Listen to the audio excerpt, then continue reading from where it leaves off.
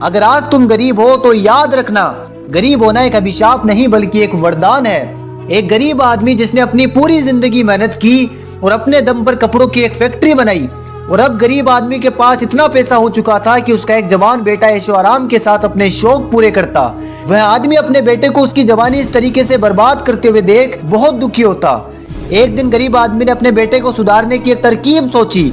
उसने अपने बेटे को बुलाकर पूरी फैक्ट्री का जिम्मा एक दिन के लिए उसे सौंप दिया।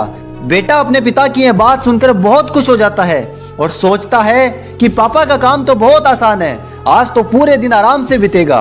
अब जब लड़का फैक्ट्री के अंदर गया तो उसने देखा कि वहाँ बहुत सारे मजदूर काम कर रहे थे और काम करते वक्त मशीनों की आवाज इतनी आ रही थी कि लड़के ने सभी मजदूरों को इकट्ठा कर लिया और कहा कि आज मैं तुम सबको एक दिन के लिए आराम करने का मौका देता हूँ।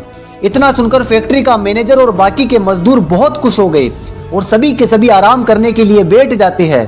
फैक्ट्री में काम बंद पड़ जाने के कारण आदमी को शाम होते होते बहुत सारी शिकायतों से भरे फोन आने लगे। आदमी जब दौड़ा दौड़ा फैक्ट्री में गया तो उसने देखा कि उसके बेटे के साथ साथ फैक्ट्री का मैनेजर और बाकी के मजदूर आराम से सो रहे थे। गरीब आदमी ने गुस्से में आकर अपने बेटे को जगाया और एक बहुत गहरी बात बोली कि बेटा, जिस वजह से आज तू इतनी आरामदायी जिंदगी जी रहा है, याद रखना उसको पाने के लिए मैंने अपनी पूरी जिंदगी खून पसीना एक कर दिया। इसीलिए कहते हैं कि गरीबी अभिशाप नहीं बल्कि वरदान है, क्योंकि जिसके पास कुछ नहीं होता वही कुछ करने की सोचता है। तो जिंदगी में याद रखना कि आज अगर आपके पास कुछ नहीं है तो आप इस दुनिया के वो शख्स हो जो अपने दम पर कुछ करने की ठान सकता है।